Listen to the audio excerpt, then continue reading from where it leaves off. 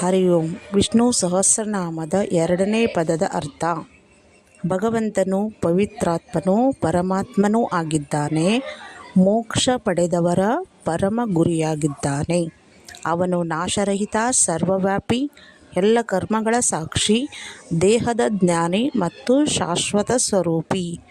ಹರಿ ಓಂ. ಹರಿ ಓಂ. ವಿಷ್ಣು ಸಹಸ್ರನಾಮದ 2ನೇ ಪದದ ಅರ್ಥ.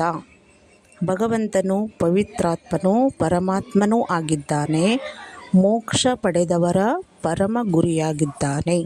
ಅವನು ನಾಶರಹಿತ, ಸರ್ವವ್ಯಾಪಿ, ಎಲ್ಲ ಕರ್ಮಗಳ ಸಾಕ್ಷಿ, ದೇಹದ ಜ್ಞಾನಿ ಮತ್ತು ಶಾಶ್ವತ ಸ್ವರೂಪಿ. ಹರಿ ಓಂ. ಹರಿ ಓಂ. ವಿಷ್ಣು ಸಹಸ್ರನಾಮದ 2ನೇ ಪದದ ಅರ್ಥ. ಭಗವಂತನು ಪವಿತ್ರಾತ್ಮನೂ ಪರಮಾತ್ಮನೂ ಆಗಿದ್ದಾನೆ.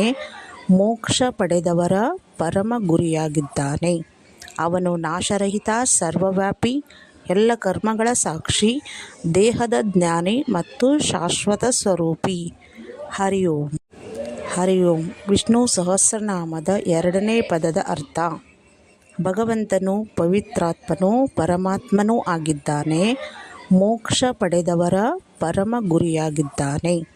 ಅವನು ನಾಶರಹಿತ, ಸರ್ವವ್ಯಾಪಿ, ಎಲ್ಲ ಕರ್ಮಗಳ ಸಾಕ್ಷಿ, ದೇಹದ ಜ್ಞಾನಿ ಮತ್ತು ಶಾಶ್ವತ ಸ್ವರೂಪಿ.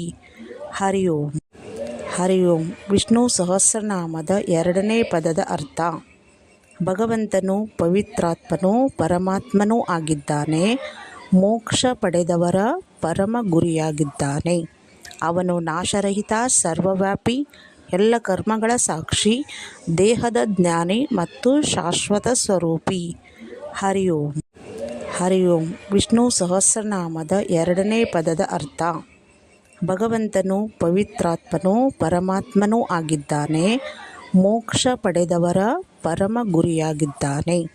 ಅವನು ನಾಶರಹಿತ, ಸರ್ವವ್ಯಾಪಿ, ಎಲ್ಲ ಕರ್ಮಗಳ ಸಾಕ್ಷಿ, ದೇಹದ ಜ್ಞಾನಿ ಮತ್ತು ಶಾಶ್ವತ ಸ್ವರೂಪಿ. ಹರಿ ಓಂ.